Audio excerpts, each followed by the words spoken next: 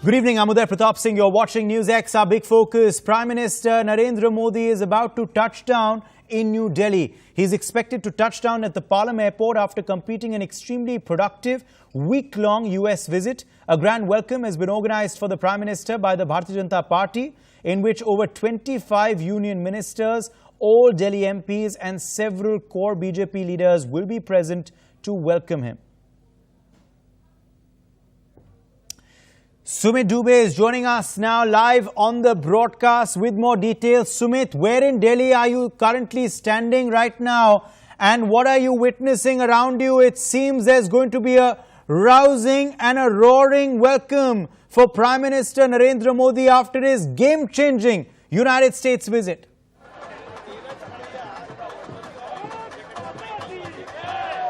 Yeah, definitely we can say that thousands of BJP party workers have gathered here at the Palam airport, which is the Palam Technical Airport. This is an Air Force station to give Prime Minister Narendra Modi a rousing welcome. The Delhi BJP state unit of Delhi BJP Chief Manoj Tiwari claimed that more than 30,000 party workers would come here to give a rousing welcome to the Prime Minister Narendra Modi, who is coming after a week-long visit to the US, where he met various people. He addressed a huge rally at Houston, and after that he attended various conferences and addressed the UNGA also.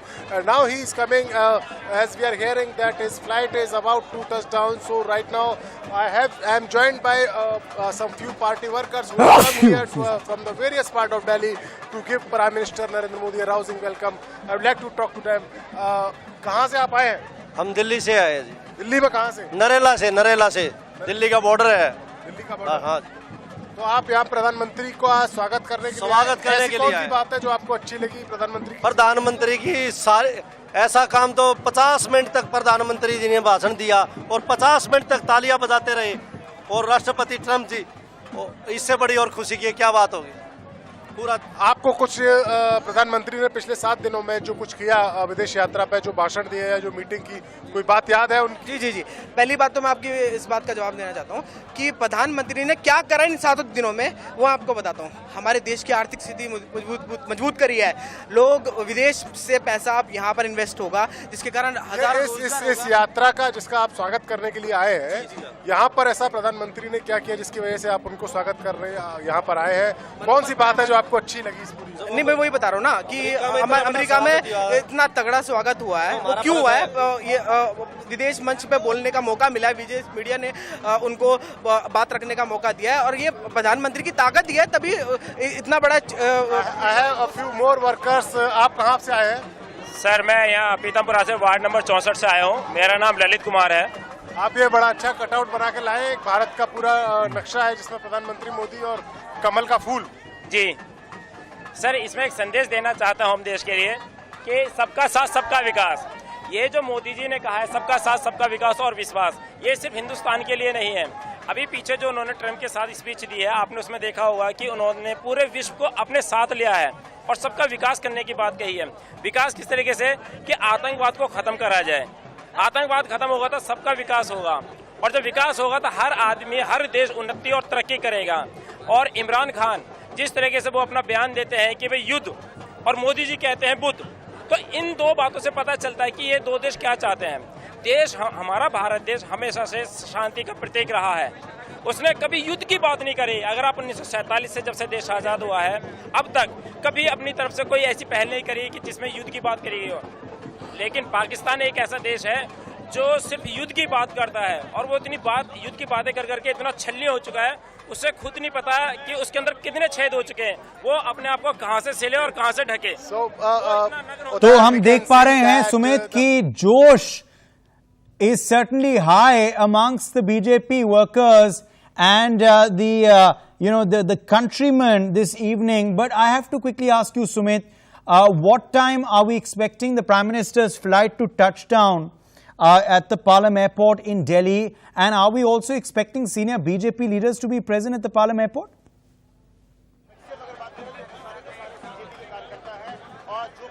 Well, as far as the correct timing is concerned, we heard that 8:15 is the timing for the Prime Minister's plane to touch down the Palam airport. And after that, we are presuming that after 10 to 15 minutes, he will come out. My camera person will show you a small stage has been prepared outside just outside the airport, where we are expecting that Prime Minister will come after coming out from the airport. He will go to that stage and accept the greetings of the people, of the party workers. And we are hoping that he would address that gathering and give a small speech also, but it is not certain yet. And as far as the leaders are concerned, though, the working president of the Bharatiya Janata Party, Mr. JP Nadda, JP Nadda has been arrived here a short while ago, and apart from Mr. JP Nadda, the party general secretary, who is the general secretary in charge of organization, he has also been here, and some other party leaders are also there, like Delhi unit chief of the Bharatiya Janata Party, Manoj Tiwari, and some other central leaders, central ministers are also expected to come here to give a welcome, to join this rousing welcome of the Prime Minister Narendra Modi, who is coming after a week from the US.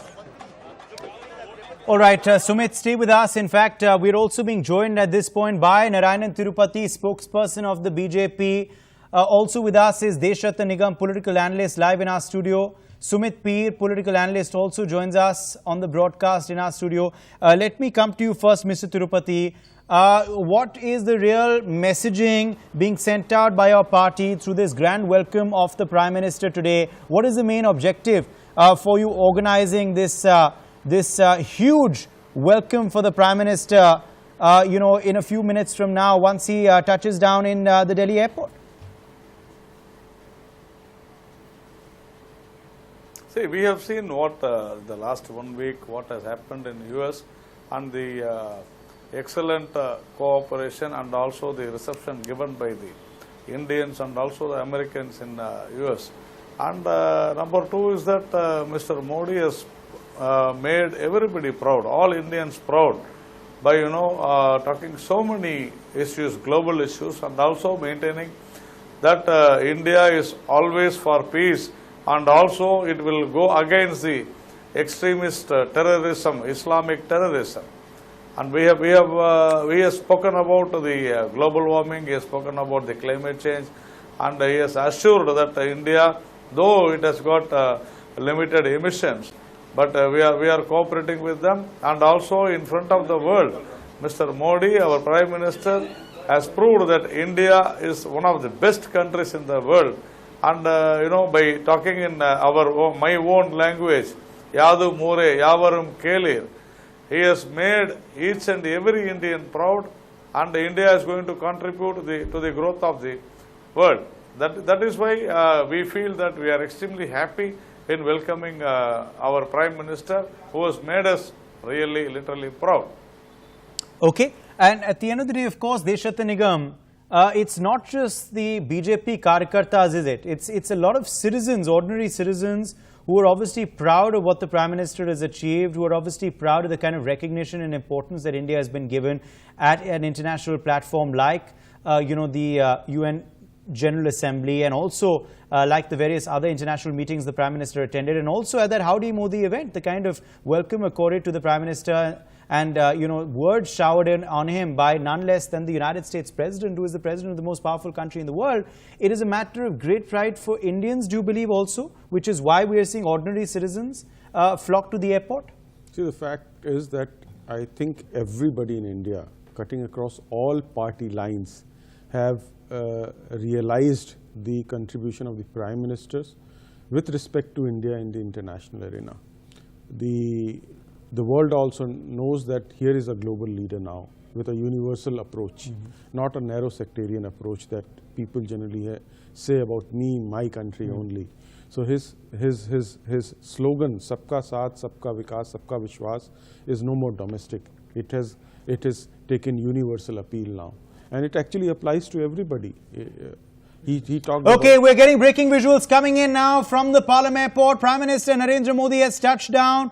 Prime Minister Modi's aircraft there, Air India One, has reached the Palam Airport. He has touched down in Delhi after a very successful United States visit. The Prime Minister has arrived at Palam Airport in Delhi there. These are breaking visuals coming in from the Palam Airport of Prime Minister Modi's aircraft that has touched down now in Delhi. In some time from now, he will be disembarking from his aircraft, and then of course once he leaves the Palam Airport, he's going to be greeted by euphoric supporters and of course senior BJP leaders as well. Yes, Mr. Nigam, back to the point you were making. See, the fact, and I have lost count as to how many heads of state the Prime Minister had the energy to meet. And the Foreign Minister met n number of foreign ministers from other countries. And it was all strategic. It's not that these were random meetings. They were clearly focused on certain policy decisions. People he met like, Cyprus, Armenia, and Greece, the heads, because Turkey was taking, a stand pro-Pakistan, and Turkey has issues with these three countries. So as a policy, he met the heads of states of these three countries as well. So there is a clear, it may not look like there is, these are random meetings, but the fact remains these are clearly defined by policies. His statement in the UNGA yesterday was a statesman-like, somebody who has got concerns for the world, the entire universe. He was very concerned about the climate change. He was concerned about the disaster management, trying to create some kind of a overarching structure for managing the disasters. Terrorism is an issue that the whole world knows. He never, brought up Pakistan in his speech, which is a wonderful thing because we have to dehyphenate that, and he has been able to successfully dehyphenate that. So I think you have to give credit to the Prime Minister where it is due. Most of the political parties in their heart know that he has done wonderful things for India, but they are not very open to, showering praise on him. But the fact remains people of this country understand, and he's coming back as a true global leader. Absolutely. And, at the end of the day, Sumit Peer, this is a big lesson for Pakistan as well. Can Imran Khan ever imagine such a welcome for himself? He claims that he has impressed the entire world. That's what the Pakistani trolls are saying, that the entire world is floored by Imran Khan's speech. The reality is very different though. And I would love to cut to visuals of when Imran Khan reaches and then compare that and contrast that with the reception that Prime Minister Modi is getting. Correct. At the end of the day, we contrasted their speeches too. Right. Sumit, on one hand, you had the Prime Minister speaking of peace and speaking on his global vision. Correct. And on the other hand, you had jingoism and falsehoods being spread by Imran Khan. So that was two contrasting pictures. Now I would love to contrast these two pictures as well. Uday, let's look at UNGA 74. In my opinion, if there was a person who took the world by storm, was none other than Prime Minister Narendra Modi. He was the hero, he was the Nayak of the 74 UNGA. Look at a 7-day stretch. Let's go logically, what all he has achieved, just for the sake of the argument, because some people may say, some political parties might come and say, Hua kya? What happened there? It was all usual, we have also done the same. The first day, and if you look at all the 7 days agenda, he meets the 17 energy majors of US, because we are finding alternatives to Middle Eastern oil. That's point number one. He goes to the Bloomberg summit wherein he lays where he lays his vision how we are going to make it a 5 trillion economy. He meets the 40 topmost CEOs of US and asks them to come and invest in India, and tells them if there are issues of any kind of investment, we are there to help you out. Now there is a Howdy Modi. Right, then he goes to and meets the Pacific leaders, PSIDC. We have done 150 million credit for these nations. For the first time, an Indian leader is going and meeting Pacific Island nations. So we are increasing our reach even to the Pacific. We are going beyond US. Then at the same time, he goes and meets Mr. Rouhani also. Then what Nigam Saab said, he meets all these three heads of the countries which have some kind of issues with Turkey, and Turkey towing the other line, which is very usual of Mr. Ogdan, which is not a surprise at all. Now, from politics, from energy, from Howdy Modi, from CEOs, Bloomberg Summit, and to all the things if you see in serial, and the last and the master stroke, I would say, is the speech. He talks of only 4 things, Uday, if we recall. He talks of terrorism, he talks of humanity, he talks about reaching to the marginalized people in the world, and he talks of health and climate. They're the only 4 things he talks. What does this imply, Uday? It's a world leader, and when he went to the climate summit, there was another surprise. President Trump was sitting there. He was not supposed to be there. He came there as a surprise. And listen to Modi. Now coming back to UNGA, he just talked 4 things. They were nothing to do with India. He said, look, India is not contributing a lot of carbons, but India's contribution and commitment to reducing the global carbon footprint and the climate change remains there. He also said that what have we done on the solar front? We also gifted a solar panel park to the UN, which is put on the rooftop of the UN, right, in the name of Mahatma Gandhi, as it was his 150th century. So if you, birth anniversary. So if you look at all the things put together, if you summarize them from one, it's politics, it's business, it's communication, it's the world statesmanship. What else could we expect from a visit in 7 days? All right. I fail to understand. Come in here, Narayana and Tirupati, on what though your message will be to the opposition. The opposition, though, through all of this also is still unimpressed. They're saying what are the tangible benefits that India has got. They're also saying that, Prime Minister Modi ended up campaigning for President Trump in the United States. You've heard the opposition's criticism. How do you respond to that? No, see, what do you expect of opposition when this Prime Minister has done a lot for the country, and what do you expect the opposition of whom the former finance minister and the former home minister is in a Tigar jail for accusation of graft? So, see, you can't expect anything good from them. I think they have to correct themselves. They have to understand they also have to take part in the growth of the country and the relationship with the other countries. They have to fight terrorism. We have to cooperate with the climate change, all these things. So every day we are seeing whatever the Prime Minister has done in the last 7 days or in the last 5 years, they have to take credit as an Indians, they have to take credit.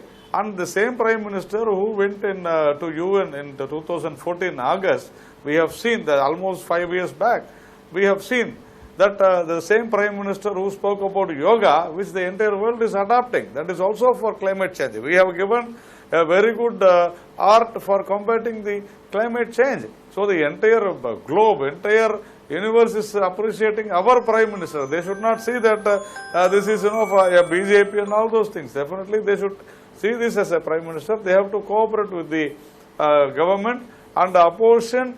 Just because they are opposition party, they should not fight. In fact, they have been telling that this seems there is a very big recession happening here in the last 15-20 days. Yeah. But what has and Mr. Nigam, what has happened is that we are getting more investments. What has Okay. Point taken, Mr. Tirupati. I'll just come back to you, Mr. Nigam. At the end of the day, also this seems to be Howdy Modi rerun. There were 50,000 people at that packed stadium in Houston. Even President Trump was shocked. He said the atmosphere there was like Elvis Presley was born again. Elvis was back, is what he said. And he took that round of the stadium, I think, with Prime Minister Modi just to get a sense of the euphoria that the PM generates every time he goes into the public. And this seems to be a rerun of that happening in Delhi. There was Howdy Modi there with 50,000 people in Houston. He lands in Delhi, there are 50,000 people here at the Delhi airport. And you never know how many people will be there on his next stop. So the number of people are increasing. And the fact remains, I think people really love him from the heart. And he is so selfless. And the number of hours he works without taking a break, no holidays, and then motivates. US diaspora, Indian diaspora is very, very important for Indian economy. It remits $80 billion annually.